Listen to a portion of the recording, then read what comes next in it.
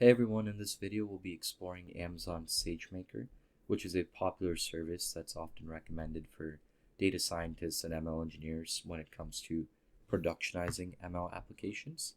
And as I hop over into my whiteboard right here, what we'll explore is not only what Amazon SageMaker is, but what do I mean by when I say that it's a managed ML service, and why exactly does it make your life easier in terms of working with ML workloads essentially.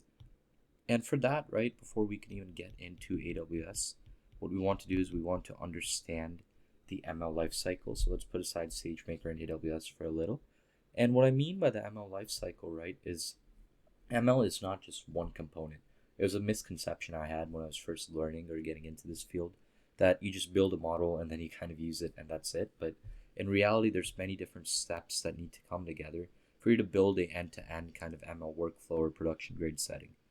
So we can start off, right, we might have our ML problem that we're dealing with. And this might be a spam classifier that I'm working with, or maybe it's a LLM chatbot, which is what everyone's doing nowadays, or maybe even an image classifier. All of these are with different domains, different models, and different types of data, but they all adhere to the same ML lifecycle for different ML components that we're talking about at the end of the day. And the first ML component, or lifecycle component that I really want to talk of, is data aggregation. And this takes me back to one of the first quotes I ever heard when it came to machine learning. Any model is only as good as the data that it's fed. And data aggregation is the concept essentially of where we acquire the data that we can feed into our model for it to learn and understand from essentially. And oftentimes this includes things such as scraping, just kind of like any kind of crawling of data that you might be doing, right? And this step goes hand in hand with the next step, which is data preparation. And what data preparation is taking this aggregated data that we have and essentially putting it in a format that our models can understand. So for example, an image model might expect image data in a certain way. A text model will expect text data to be presented in a certain way. So you need to ensure that the data that you're feeding into your model is in the format that that model's architecture is expecting. And another term you might hear that kind of encompasses both of these is feature engineering. These are all interchangeable. You can kind of think of the vocabulary the way you want, but this is essentially the practice of getting the data and cleaning the data in a way that you can understand. And the reason we need this data in the first place is model training. And what model training does is it takes this data essentially and it feeds it into the model for it to learn and understand. So if you have a custom use case, right, let's say you want to build a spam classifier for your specific email account, you'll feed in the data that's saying, here are my emails, here are the spam ones, here are the non-spam ones, learn and train from them. Now that's a very simple or naive way of looking at it. There's many considerations you have to think about, such as the model size, how much training data I have, do I have the hardware to be able to fit all this data, how can I manage all this data and essentially kind of my model at the same time. These are all different considerations that really go into model training itself. And that leads to the question, right? Once you've trained your model, once it's learned, how can I actually use it in a software application? And that concept is known as model deployment. And this is also some other terms used to describe it is known as hosting and inference. And this is really the process of exposing that trained or pre-trained model as an API that you can essentially work with in your software application, because at the end of the day, we need to plug this somewhere into our application code or logic, right? For us to be able to say, invoke this model. Every time a email comes in, hit this trained model and have it classify spam or not, essentially. And many people think the kind of solution or cycle ends there, but a part that's often ignored is monitoring and evaluation.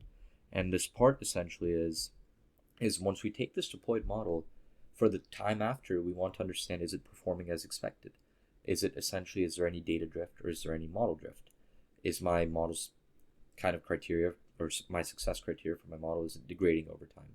So having these health checks and this understanding essentially from a data science accuracy perspective is kind of the process known as monitoring and evaluation. And this evaluation, right, can happen at different points too. This might even happen after training or pre-training, but all these different features really come in, right, at the end of the day into a singular concept known as MLOps. And in the traditional software world, you might know this as DevOps, but Think of it as taking this life cycle that we just talked of, all these different components, and giving a managed or maintenance aspect for this end to end. And really, the idea of bringing all these together in an easy way is where SageMaker becomes really handy, because if we take a step back and look at this, right, each and every single one of these steps has very difficult nuances we need to think about. Data aggregation, scraping and crawling, there's n number of tools that you might need to do.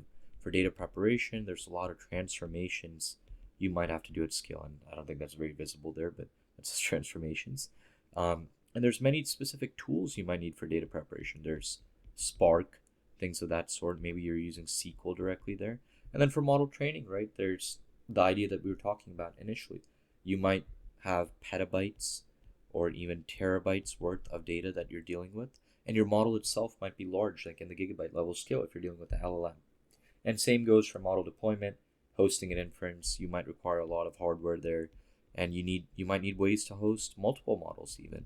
And the main point we're trying to make here is that each and every single one of these steps has very difficult and deep challenges in terms of the scale, the hardware, the maintenance of the frameworks and tools that you might need for each one of these.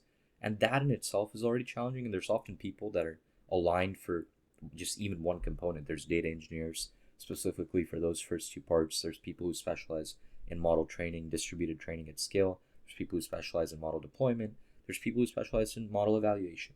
So when I have so many different theoretical concepts and so many different skills and tools, and I still need all of them to work together in the same ecosystem, that's where something such as SageMaker, which is a managed ML service, becomes really, really handy. And what I mean by managed is there's two components to this. Component number one is hardware.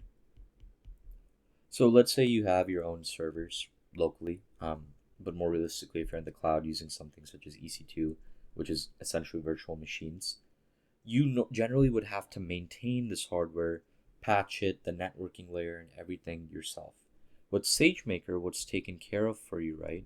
What's taken care of for you essentially is that exact stuff. It provides the same hardware virtually through the cloud essentially, but the networking angle, the logging of these hardware instances to ensure that they're good, the monitoring, and all these different components are essentially taken care of for you. Whereas if you use something such as EC2 or EKS, which is not necessarily the wrong approach, you can think of this as the unmanaged kind of table right here. Let me split that right there for you. Here you have to do these health checks yourself. You have to pick, just like you would on SageMaker, right? You will pick the hardware, but that hardware is essentially not maintained for you. So you have to take care of this patching, you have to take care of the networking and scaling essentially within all of this yourself. So that hardware angle is really not managed. And a comparison for those who are maybe new to this entire thing is, let's say SQL databases, right? A managed SQL database service, for example, is RDS. This comes with a managed environment for SQL databases. Also, there's DynamoDB within, and these are all within AWS, and that's a managed NoSQL database. So the managed layer comes specifically tailored for databases. In this case, the second component we have here, right, is we have features that are tailored for this ML lifecycle that are already built in by SageMaker. And what I mean by that, right, is if you remember, I was saying there's so many different stacks and tools that you need for each and every single one of these services. And what you can think of this as, right, for data prep, you might need Spark. Maybe for your model training, right, you're specifically using something like PyTorch, the distributed library, essentially. What SageMaker does is it's built features specifically for each of these components, and it also provides, and this is very key here, containers, Docker containers essentially, that provide managed runtime environments for all these popular different tools or services that exist essentially within the ML world. So Spark, PyTorch, these are all different kind of frameworks or tools that you might be using for your ML workloads. But what SageMaker does is it provides a managed container experience that essentially takes care of that runtime environment for you. And most importantly, it provides features that are built for each of these components. And we'll do a bit of a component mapping in a second. But if you had to do this on your own, right, which once again is not the wrong option, it just requires a lot more work. If you had to do this on your own, you'd have to build your own data engineering pipeline. And you'd have to build the protocol or the communication to feed that into model training. And none of these features come pre-built in something such as EC2 or EKS. You have to kind of Dockerize or containerize these applications yourself. You have to find a way to make all this work within the same ecosystem while also managing the hardware layer. And that's where really the beauty of SageMaker comes, because we have the hardware component, but you don't really think of it as a data scientist. I just want to train my model. I don't want to think of essentially, is my instance up and running? Is it healthy? Is it good? What kind of CPU consumption am I at? Things of that sort, right? And even better, let's say I just want to train my model. Here's my PyTorch code. SageMaker essentially provides that runtime container environment for you to simply plug that in and pick maybe a distributed mode or scale that. So that's what I mean by the second part, this managed features. And that's what we're going to dive into before we go into the console. So we can kind of think of this as a component mapping, right? And we'll view all this in the console for a second. There's many different parts within the ML lifecycle that we talked of, right? And what SageMaker does is it provides features that map for each of those lifecycle components. So let's think of the data engineering flow. I'll combine the first two steps. SageMaker correspondingly provides things known as feature store, where you can essentially catalog your ML features. Data wrangler, where via UI, you can essentially have popular data transformations that you're using, and also something known as processing jobs, which provides kind of containerized runtime environments to execute maybe Spark-based kind of jobs that you might be doing, any Spark-based transformations. Similarly, within model training, there's also different components that it provides, such as managed training jobs. And what I mean by this is, right, you can simply select the hardware for that training job. So depending on how much data you have or how large your model might be, you can select the necessary hardware there. But what it also does is it provides a runtime or container environment. So if you have a PyTorch model that you're trying to train, you don't really need to configure that environment in your server. You can simply say, I want a PyTorch-based environment, and this is the hardware that I want. Here's my training script, inject it, and essentially train my PyTorch model. And even more at scale, something newer that was launched this past year is SageMaker HyperPod, which essentially gives you a set of nodes where you can train your LLMs, essentially. And we'll dive into that a bit more later, but that also comes in a managed way. Similar to that, for model hosting, right, there's different components such as real-time inference.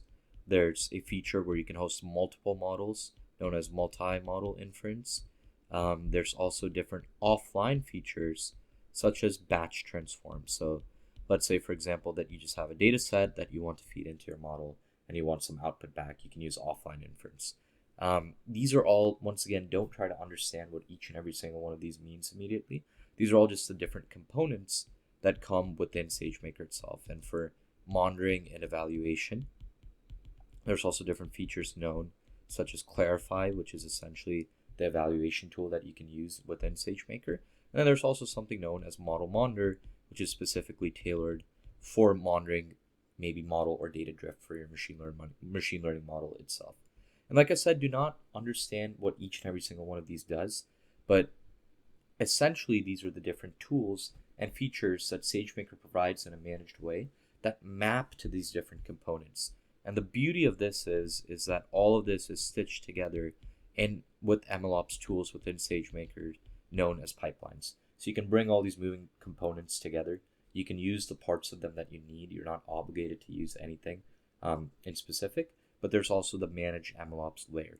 So this, in conjunction with the hardware being managed for us, is what the idea of a managed ML service comes for us from. So if there's a main takeaway, if you would like to note something down for the managed ML layer for SageMaker, hardware is maintained specifically, and then also there's n number of features that map to the different components of the ML lifecycle.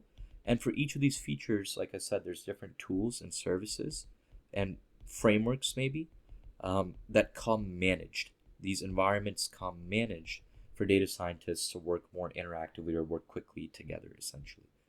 And what I'll do quickly right now is, before we end this video, is I'll hop back into the SageMaker console itself, and we can see these different components underneath the different features. So if we look into my UI here, we'll see within inference, there's endpoints, batch transform jobs. These are some of the different features we're talking about. Endpoints you can essentially think of as online instant inference, and batch is offline inference. And training, like I said, is also existing with the different types of jobs that you can work with. Similarly, you have processing jobs for data prep. And most importantly, within SageMaker, right, it allows for collaboration. And what I mean by that is, if we think about initially in the life cycle, there's different steps. And like I said, there might be people who are skilled in different steps. You might have your data engineers who are doing the data preparation portion. You might have your training folks who are focusing on that. And you might even simply have people who are just doing model building on notebooks and need a Jupyter Lab environment. And that's where SageMaker Studio was launched, which is essentially an IDE for ML development. And if we open this landing page, you'll notice that this is essentially a managed environment for you to work with all the different kind of parts that we were talking about in the ML lifecycle. Pipelines is that MLOps tool. There's different parts for deployment, which is what we were talking of. You can see kind of essentially the different jobs, whether it was training, evaluation, or processing that you're working with. These all come in a managed aspect and layer and understanding for us. And most importantly, if you're just focused on model building as a data scientist, or you want a place to work with, or kind of just have your data science scripts that you're testing, there's a managed Jupyter Lab, RStudio, and VS Code environment that essentially comes known as Code Editor here. And if I open this, you can see simply that you can have, much like you would locally maybe on JLab, you can have your own kind of different kind of notebooks here for anything you might be working with. And none of this has to be SageMaker related. You can simply use it for model building, and you can use this as an interactive space to have your different users that might be within your team to essentially work on these different components together.